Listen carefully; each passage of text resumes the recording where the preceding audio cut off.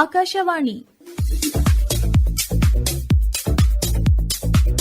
ನೈಪುಣ್ಯ, ಕೌಶಲ್ಯ, ಯಶೋಗಾಥೆ ಒಳಗೊಂಡ ಗೆಲುವಿನ ಗುಟ್ಟು ಕಾರ್ಯಕ್ರಮ ಸರಣಿ. ಪ್ರಾಯೋಜಕರು ಪಿಇಎಸ್ ಸಮೂಹ ಶಿಕ್ಷಣ ಸಂಸ್ಥೆ, ಶಿವಮೊಗ್ಗ. ಈಗ ಶಿವಮೊಗ್ಗದ ಪಿಎಸ್ನ ಗಣಿತಶಾಸ್ತ್ರ ವಿಭಾಗದ ಪ್ರಾಧ್ಯಾಪಕರಾದ ಕೆಎಚ್ ಲಿಂಗರಾಜು ಅವರು ಅರವಿಂದ ಘೋಷ್ ಅವರ ಜೀವನ ಚರಿತ್ರೆಯ ಕುರಿತು ಮಾಹಿತಿಯನ್ನು ನೀಡುವರು. ಆಕಾಶವಾಣಿಯ ಎಲ್ಲ ಶ್ರೋತೃಗಳಿಗೂ ನಮಸ್ಕಾರ. ನಾನು ಇಂದು ಶ್ರೀ ಅರವಿಂದರ ಸಾಧನೆಯನ್ನು ನೆನಪಿಸಿಕೊಳ್ಳೋಣ. ಯಸ್ಮಿನ್ ವಿಜ್ಞಾತೆ ಸರ್ವಂ ವಿಜ್ಞಾತಂ. ಯಾವ ಜ್ಞಾನದಿಂದ ಎಲ್ಲ ಸಮಸ್ಯೆಗಳಿಗೂ ಪರಿಹಾರ ಸಿಗುವುದೋ ಅಂತಹ ಜ್ಞಾನದ ಹುಡುಕಾಟದಲ್ಲಿದ್ದೇನೆ. ಸಂಪೂರ್ಣ ಸ್ವರಾಜ್ಯ ಭಾರತೀಯ ಶಿಕ್ಷಣ ಪ್ರತಿಪಾದಿಸಿದ ಶ್ರೇಷ್ಠ ಜ್ಞಾನಿ, ಕವಿ, ಲೇಖಕ, ಸಂಪಾದಕ, ಕ್ಷಾತ್ರ ಗುಣವುಳ್ಳ ರಾಜಕಾರಣಿ ಮತ್ತು ಆಧ್ಯಾತ್ಮಿಕ ಶಕ್ತಿಯಿಂದ ಜಗತ್ತನ್ನು ಒಂದು ಮಾಡಿದ ದೈವೀ ಶಕ್ತಿಯ ಪ್ರತಿರೂಪ. ಆಗಸ್ಟ್ 15, 1872 ಜನನ. ತಾಯಿ ಸ್ವರ್ಣಲತಾದೇವಿ, ತಂದೆ ಡಾಕ್ಟರ್ ಕೃಷ್ಣಧನ ಘೋಷ್. ಒಡ ಹುಟ್ಟಿದವರು ವಿನಯ್ ಭೂಷಣ್, ಮನಮೋಹನ್, ಬಾರೀಂದ್ರ ಮತ್ತು ಸರೋಜಿನಿ. ಡಾಕ್ಟರ್ ಕೃಷ್ಣಧನ ಘೋಷ್ರವರು ನಮ್ಮದೇ ಸಮಾಜದ ಗೊಡ್ಡು ಸಂಪ್ರದಾಯದಿಂದ ದೂರ ಇರುವ ಸಲುವಾಗಿ ಅರವಿಂದರನ್ನು ಮತ್ತು ಆತನ ಇಬ್ಬರು ಅಣ್ಣಂದಿರನ್ನು ಡಾರ್ಜಿಲಿಂಗಿನ ಐರಿಷ್ ಸಮಾಜದ ಲೊರೆಟೋ ಬೋರ್ಡಿಂಗ್ ಕಾನ್ವೆಂಟ್ ಶಾಲೆಗೆ ಸೇರಿಸುತ್ತಾರೆ. ಪೂರ್ವ ಪ್ರಾಥಮಿಕ ಶಿಕ್ಷಣವನ್ನು ಕಲಿತು ಸಂಪೂರ್ಣವಾಗಿ ಯುರೋಪ್ ಸಂಸ್ಕೃತಿಯ ಮಗುವಾಗಿ ಹೊರಬರುತ್ತಾರೆ. ತಂದೆಯ ತಾಕೀತಿನಂತೆ ಅರವಿಂದರು ಎಳ್ಳಷ್ಟೂ ಭಾರತೀಯ ಆಚಾರ ವಿಚಾರ ಭಾಷೆಗಳನ್ನು ಕಲಿಯದೆ ಕೇವಲ ಇಂಗ್ಲಿಷ್, ಲ್ಯಾಟಿನ್ ಹಾಗೂ ಗ್ರೀಕ್ ಭಾಷೆಗಳನ್ನು ಕಲಿಯುತ್ತಾ ಪಾಶ್ಚಿಮಾತ್ಯ ಶೈಲಿಯಲ್ಲಿ ಬೆಳೆಯಲಾರಂಭಿಸುತ್ತಾರೆ. ಸುಮಾರು 4-5 ವರ್ಷಗಳ ಕಾಲ ಅಲ್ಲಿದ್ದು ತದನಂತರದಲ್ಲಿ ಪ್ರಾಥಮಿಕ ಶಿಕ್ಷಣಕ್ಕಾಗಿ ಬ್ರಿಟನ್ನಿನ ಮ್ಯಾಂಚೆಸ್ಟರ್ ಗ್ರಾಮರ್ ಸ್ಕೂಲಿಗೆ ಸೇರಿಸಿ ವಿಲಿಯಂ ಡ್ರುವೆಟ್ ದಂಪತಿಗಳ ಆಶ್ರಯದಲ್ಲಿ ಶಿಕ್ಷಣವನ್ನು ಮುಂದುವರಿಸುತ್ತಾರೆ. ಮನೆಯಲ್ಲಿಯೇ ಇಂಗ್ಲಿಷ್ ಮತ್ತು ಲ್ಯಾಟಿನ್ ಭಾಷೆಯನ್ನು ಕಲಿಯುತ್ತಾ ಮಿಸಸ್ ಡ್ರುವೆಟ್ರಿಂದ ಇತಿಹಾಸ, ಭೂಗೋಳ, ಅಂಕಗಣಿತ ಹಾಗೂ ಫ್ರೆಂಚ್ ಭಾಷೆಯನ್ನು ಕಲಿಯುತ್ತಾರೆ. ಮುಕ್ತ ಮತ್ತು ಸ್ವತಂತ್ರ ವಾತಾವರಣವಿದ್ದ ಪರಿಣಾಮ ಯಾವ ವಿಷಯವೂ ಕಠಿಣ ಅನ್ನಿಸಲೇ ಇಲ್ಲ. ಬದಲಾಗಿ ಬಹುಬೇಗನೆ ಎಲ್ಲವನ್ನೂ ಕಲಿತು ಬಿಡುವಿನ ವೇಳೆಯಲ್ಲಿ ಅನ್ಯ ಪುಸ್ತಕಗಳನ್ನು ಓದಿ ಸ್ವತಃ ಚುಟುಕು ಪದ್ಯಗಳನ್ನು ಬರೆಯುವಲ್ಲಿ ಶುರು ಮಾಡುತ್ತಾರೆ. ಶೇಕ್ಸ್ಪಿಯರ್, ಜಾನ್ ಕಿಟ್ಸ್, ಶೆಲ್ಲಿರವರ ಪುಸ್ತಕಗಳಿಂದ ತುಂಬ ಪ್ರಭಾವಿತರಾಗುತ್ತಾರೆ. ಅರವಿಂದರ ಈ ಪ್ರತಿಭೆ ಡ್ರುವೆಟ್ ದಂಪತಿಗಳಿಗೆ ಆಶ್ಚರ್ಯವನ್ನು ಮೂಡಿಸಿತ್ತು. ಅನಿವಾರ್ಯ ಕಾರಣಗಳಿಂದ ಡ್ರುವೆಟ್ ದಂಪತಿಗಳು ಆಸ್ಟ್ರೇಲಿಯಾಕ್ಕೆ ಹೋಗುವ ಪರಿಸ್ಥಿತಿ ಎದುರಾದ ಕಾರಣ ಈ 3 ಮಕ್ಕಳನ್ನು ಲಂಡನ್ನಿನ ತವರು ಮನೆಯಲ್ಲಿ ಇರಿಸಿ ಪ್ರೌಢಶಾಲೆಯ ಶಿಕ್ಷಣಕ್ಕಾಗಿ ಸೇಂಟ್ ಪಾಲ್ ಶಾಲೆಗೆ ಸೇರಿಸುತ್ತಾರೆ. ಡ್ರುವೆಟ್ ದಂಪತಿಗಳ ಪೋಷಕರು ಅರವಿಂದರನ್ನು ವಿಶೇಷ ಕಾಳಜಿಯಿಂದ ನೋಡಿಕೊಂಡು ಎಲ್ಲ ಕಲಿಕೆಯ ವಿಷಯಗಳಲ್ಲಿ ಅಗ್ರಗಣ್ಯರಾಗಿ ಗುರುತಿಸಲ್ಪಡುತ್ತಾರೆ. ವಿಶೇಷವಾಗಿ ಅವರ ಜ್ಞಾನ ಭಂಡಾರದಿಂದ ಆಕರ್ಷಿತವಾದ ಶಾಲಾ ಹೆಡ್ ಮಾಸ್ಟರ್ ಮಿಸ್ಟರ್ ವಾಕರ್ ಅವರು ಆತನಿಗೆ ಲ್ಯಾಟಿನ್, ಗ್ರೀಕ್ ಹಾಗೂ ಇಂಗ್ಲಿಷ್ ಭಾಷೆಯಲ್ಲಿ ಹೆಚ್ಚಿನ ಜ್ಞಾನವನ್ನು ಕೊಡುತ್ತಾರೆ. ಪ್ರೌಢಶಾಲಾ ಶಿಕ್ಷಣ ಹಂತದಲ್ಲಿ ಭಾಷಾ ವಿಷಯಗಳಲ್ಲಿ ಬಟರ್ ವರ್ತ್ ಬಹುಮಾನ ಗಳಿಸಿ ಮತ್ತು ಇತಿಹಾಸ ಪಠ್ಯದಲ್ಲಿ ಬೆಡ್ಫೋರ್ಡ್ ಬಹುಮಾನ ಮತ್ತು ಸ್ಕಾಲರ್ಶಿಪ್ ಹಣವನ್ನು ಪಡೆಯುತ್ತಾರೆ. ತಂದೆಯ ಆಸೆಯಂತೆ ಎಲ್ಲ ಸ್ಕಾಲರ್ಶಿಪ್ ಪರೀಕ್ಷೆಗಳಲ್ಲಿ ಪಾಸಾಗುತ್ತಾ ತಂದೆಯ ಅಪೇಕ್ಷೆಯಂತೆ ICS ಪರೀಕ್ಷೆಯಲ್ಲಿ ತಯಾರಿ ನಡೆಸಿ ಶ್ರೇಷ್ಠ ದರ್ಜೆಯಲ್ಲಿ ಉತ್ತೀರ್ಣರಾಗುತ್ತಾರೆ. ಈ ದಿನಗಳಲ್ಲಿ ಅವರ ತಂದೆಯವರು ಹಣವನ್ನು ನೀಡದೇ ಇದ್ದ ಪರಿಣಾಮ ಜೀವನ ತುಂಬ ಕಷ್ಟಕರವಾಗಿತ್ತು. ಎಷ್ಟೋ ದಿನಗಳು ಕೇವಲ ಬ್ರೆಡ್ ಮತ್ತು ಚಹಾ ಸೇವನೆಯಿಂದ ಜೀವನ ನಡೆಸುವ ಪರಿಸ್ಥಿತಿ ಬಂದೊದಗಿತ್ತು. ಜೀವನಕ್ಕೆ ಸ್ಕಾಲರ್ಶಿಪ್ ಹಣವೇ ಆಧಾರವಾಗಿತ್ತು. ಉನ್ನತ ಕಾಲೇಜು ಶಿಕ್ಷಣಕ್ಕಾಗಿ ಲಂಡನ್ನಿನಿಂದ ಕೇಂಬ್ರಿಡ್ಜ್ ಕಿಂಗ್ ಕಾಲೇಜಿನಲ್ಲಿ ಭರ್ತಿ ಪಡೆದು ಶಿಕ್ಷಣ ಮುಂದುವರಿಸುತ್ತಾರೆ. ಅವರ ಕಲಿಕೆಯ ಸಾಮರ್ಥ್ಯದ ವೇಗ ಎಷ್ಟಿತ್ತೆಂದರೆ 3 ವರ್ಷದ ಪದವಿ ಶಿಕ್ಷಣವನ್ನು 2 ವರ್ಷಗಳಲ್ಲಿ ಪೂರ್ಣಗೊಳಿಸುತ್ತಾರೆ. ಕ್ಲಾಸಿಕಲ್ ಟ್ರೈಪಾಸ್ ಪರೀಕ್ಷೆಯಲ್ಲಿ ಉನ್ನತ ಶ್ರೇಣಿಯಲ್ಲಿ ತೇರ್ಗಡೆಯಾಗಿ ವಾರ್ಷಿಕ 80 ಪೌಂಡ್ ಸ್ಕಾಲರ್ಶಿಪ್ ಹಣವನ್ನೂ ಪಡೆಯುತ್ತಾರೆ. ಸಾಮಾನ್ಯವಾಗಿ ಬ್ರಿಟನ್ನಿನಲ್ಲಿ ವ್ಯಾಸಂಗ ಮಾಡುವ ಭಾರತೀಯ ವಿದ್ಯಾರ್ಥಿಗಳು ಇಂಡಿಯನ್ ಮಜ್ಲಿಸ್ನ ಸದಸ್ಯರಾಗಿರುತ್ತಿದ್ದರು. ಈ ಸಂಘಟನೆಯ ಮೂಲಕ ವಿದ್ಯಾರ್ಥಿಗಳು ತಮ್ಮ ಶಿಕ್ಷಣ ಹಾಗೂ ಭದ್ರತೆ ಸವಲತ್ತುಗಳನ್ನು ಪಡೆಯುತ್ತಿದ್ದು ಬ್ರಿಟಿಷ್ ಆಡಳಿತದಿಂದ ಉಂಟಾಗುವ ಎಲ್ಲ ಅಡ್ಡಿಗಳನ್ನು ಅನ್ಯಾಯಗಳನ್ನು ತಂದೆಯವರಿಂದ ತಿಳಿದು ಅರವಿಂದರು ತಮ್ಮ ದಿಕ್ಕನ್ನೇ ಬದಲಾಯಿಸಿದರು. ಅಲ್ಲಿಯವರೆಗೂ ಬ್ರಿಟಿಷರ ಮಾತುಗಳು ಕಾರ್ಯಶೈಲಿಯನ್ನು ಪ್ರಶಂಸಿಸಿದ ತಂದೆ ಮತ್ತು ಮಗ ಅರವಿಂದರು ಸಂಪೂರ್ಣವಾಗಿ ತಿರಸ್ಕರಿಸಿ ಭಾರತಾಂಬೆಯ ಸಂಕೋಲನೆಯನ್ನು ಬಿಡಿಸುವ ದಿಕ್ಕಿನಲ್ಲಿ ಕಾರ್ಯಗತರಾದರು. ಲಂಡನ್ನಲ್ಲಿದ್ದುಕೊಂಡು ಇಂಡಿಯನ್ ಮಜ್ಲಿಸ್ ಮೂಲಕ ಭಾರತೀಯ ವಿದ್ಯಾರ್ಥಿಗಳಲ್ಲಿ ಜಾಗೃತಿ ಮೂಡಿಸಿದರು. ಚಿಕ್ಕ ಚಿಕ್ಕ ಗುಂಪುಗಳಲ್ಲಿ ಸಭೆಗಳನ್ನು ಮಾಡಿ ದೇಶಭಕ್ತಿಯನ್ನು ಕಲಿಸಿ ಅನುಶೀಲನಾ ಸಮಿತಿಯ ಸದಸ್ಯರನ್ನಾಗಿಸಿದರು. ಅನುಶೀಲನಾ ಸಮಿತಿ ಒಂದು ಕ್ರಾಂತಿಕಾರಿ ಗುಪ್ತ ಸಂಘಟನೆಯಾಗಿ ಹೊರಹೊಮ್ಮಿತ್ತು. ಅರವಿಂದರು ದೇಹ ಲಂಡನ್ನಲ್ಲಿದ್ದರೂ ಆತ್ಮ ಮತ್ತು ಮನಸ್ಸು ಭಾರತದತ್ತ ವಾಲಿತ್ತು. ಅದೇ ಸಮಯದಲ್ಲಿ ಬರೋಡಾ ಪ್ರಾಂತ್ಯದಿಂದ ಮಹಾರಾಜರು ಲಂಡನ್ ಪ್ರವಾಸದಲ್ಲಿದ್ದು ಒಬ್ಬ ಉತ್ಕೃಷ್ಟ ಆಡಳಿತಗಾರನ ಹುಡುಕಾಟದಲ್ಲಿದ್ದರು. ದೈವಲೀಲೆ ಎಂಬಂತೆ ಅರವಿಂದರ ಮತ್ತು ಮಹಾರಾಜರ ಮಿಲನ ಹಾಗೂ ವಿಚಾರಗಳ ವಿನಿಮಯದಿಂದ ಮಹಾರಾಜರು ಪ್ರಭಾವಿತರಾಗಿ ಅರವಿಂದರಿಗೆ ಉನ್ನತ ಹುದ್ದೆಯ ಅವಕಾಶ ಮಾಡಿಕೊಡುತ್ತಾರೆ.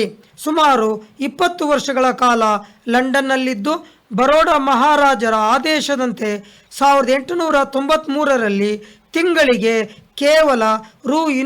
ಸಂಬಳಕ್ಕೆ ಬರೋಡಾ ಸಂಸ್ಥಾನದಲ್ಲಿ ಸರ್ವೆ ಸೆಟ್ಲ್ಮೆಂಟ್ ಅಧಿಕಾರಿಯಾಗಿ, ಸ್ಟಾಂಪ್ ಕಚೇರಿಯಲ್ಲಿ ಕಂದಾಯ ಅಧಿಕಾರಿಯಾಗಿ 8-10 ವರ್ಷಗಳ ಕಾಲ ಸೇವೆ ಸಲ್ಲಿಸಿ ಮಹಾರಾಜರಿಂದ ಮತ್ತು ಸಾರ್ವಜನಿಕರಿಂದ ಪ್ರಶಂಸನೀಯನಾಗುತ್ತಾರೆ. ಅರವಿಂದರ ಕಾರ್ಯಶೈಲಿಯಿಂದ ಆಕರ್ಷಿತರಾದ ಮಹಾರಾಜರು ತಮ್ಮ ಎಲ್ಲ ಕಾರ್ಯಗಳಲ್ಲಿ ಅವರ ಸಹಾಯ ಸಲಹೆಗಳನ್ನು ಪಡೆಯುತ್ತಾರೆ. ವಿಶೇಷವಾಗಿ ಬ್ರಿಟಿಷ್ ಅಧಿಕಾರಿಗಳೊಡನೆ ಮಾತುಕತೆ ನಡೆಯುವಾಗ, ಪತ್ರ ವ್ಯವಹಾರ ನಡೆಸುವಾಗ, ಅರ್ಜಿಗಳನ್ನು ತಯಾರಿಸುವಾಗ, ಸಾರ್ವಜನಿಕ ಭಾಷಣಗಳನ್ನು ಮಾಡುವಾಗ, ಅಭಿವೃದ್ಧಿ ಕಾರ್ಯಗಳನ್ನು ಮಾಡುವಾಗ ಅರವಿಂದರ ನುಡಿಗಳೇ ಅಂತಿಮ ವಾಣಿ ಆಗುತ್ತಿತ್ತು. ಮಹಾರಾಜರ ಆಪ್ತ ಕಾರ್ಯದರ್ಶಿಯಂತೆ ಸದಾ ಬರೋಡಾ ಸಂಸ್ಥಾನದ ಬೆನ್ನೆಲುಬಾಗಿ ಕೆಲಸ ನಿರ್ವಹಿಸಿದರು. ಮಹಾರಾಜರೊಡನೆ ಕಾಶ್ಮೀರ ಪ್ರವಾಸದಲ್ಲಿ ಭಾಗಿಯಾಗಿ ಹಿಮಾಲಯ ಪರ್ವತ ಶ್ರೇಣಿಯಲ್ಲಿ ಸಾಕ್ಷಾತ್ ಪರಮೇಶ್ವರನ ದರ್ಶನ ಭಾಗ್ಯವನ್ನು ಪಡೆದಂತಹ ದೇವಮಾನವ ಶ್ರೀ ಅರವಿಂದರು ಆಗಿದ್ದರು. ಬರೋಡಾ ಕಾಲೇಜಿನಲ್ಲಿ ಇಂಗ್ಲಿಷ್ ಹಾಗೂ ಫ್ರೆಂಚ್ ಭಾಷೆಯ ಪ್ರೊಫೆಸರ್ ಆಗಿ, ಉಪಪ್ರಾಂಶುಪಾಲರಾಗಿ, ಪ್ರಾಂಶುಪಾಲರಾಗಿ ಸೇವೆ ಸಲ್ಲಿಸುತ್ತಾ ಯುವಕರಲ್ಲಿ ರಾಷ್ಟ್ರೀಯ ಪ್ರಜ್ಞೆಯನ್ನು ಮೂಡಿಸುವಲ್ಲಿ ಯಶಸ್ವಿಯಾದರು. ಇದರ ಪರಿಣಾಮ ಅನೇಕ ವಿದ್ಯಾರ್ಥಿಗಳು ಸ್ವತಂತ್ರ ಭಾರತದ ಕ್ಯಾಬಿನೆಟ್ ಮಂತ್ರಿಗಳಾಗುತ್ತಾರೆ.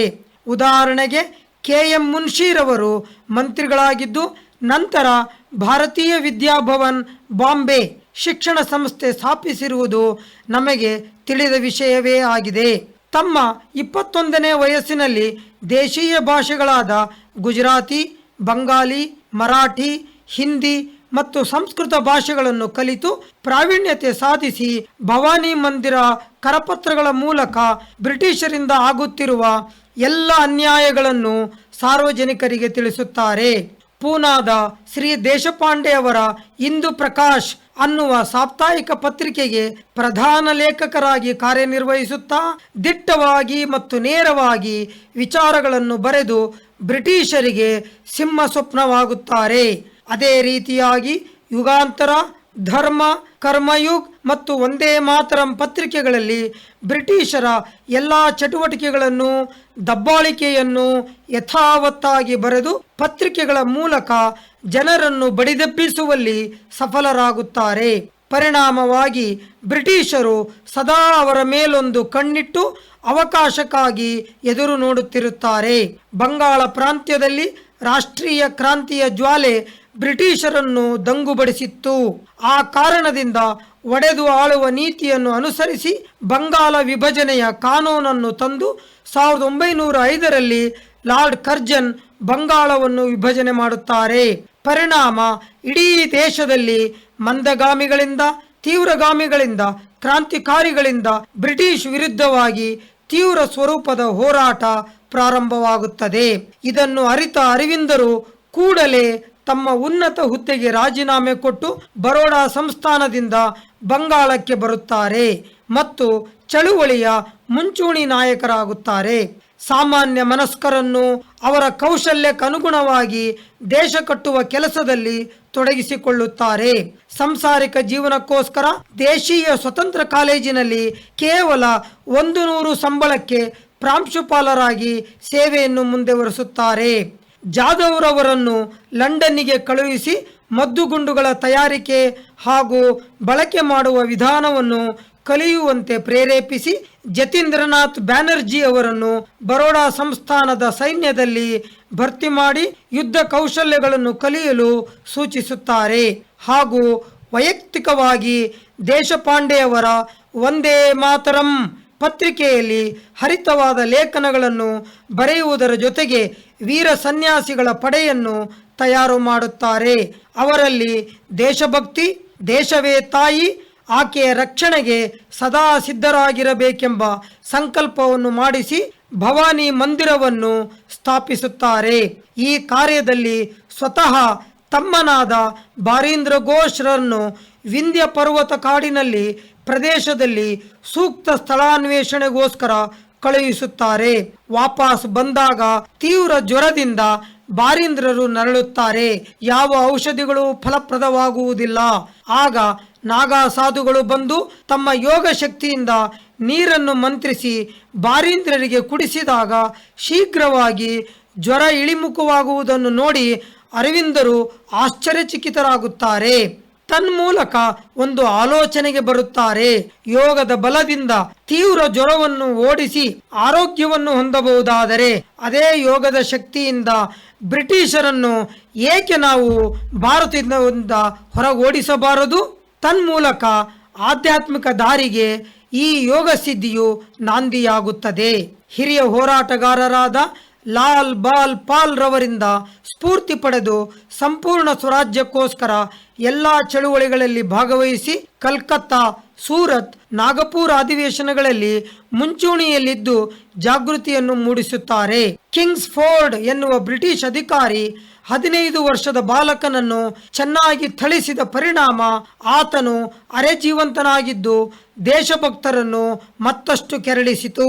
ಪರಿಣಾಮವಾಗಿ ಖುದಿರಾಮ್ ಬೋಸ್ ಆ ಅಧಿಕಾರಿಯನ್ನು ಹತ್ಯೆ ಮಾಡುವ ವಿಚಾರದಲ್ಲಿ ದುರದೃಷ್ಟವಶಾತ್ ಕೆನಡಿಯವರ ಪತ್ನಿ ಹಾಗೂ ಮಗಳು ಜೀವಂತ ದಾನವಾಗುತ್ತಾರೆ. ಈ ವಿಚಾರದಲ್ಲಿ ಅರವಿಂದರ ಕೈವಾಡವಿದೆ ಎಂದು ಪೊಲೀಸರು ಶಂಕಿಸಿ ಅಲಿಪುರ್ ಜೈಲಿನಲ್ಲಿ 1 ವರ್ಷ ಕಾರಾಗೃಹವಾಸ ಅನುಭವಿಸುತ್ತಾರೆ.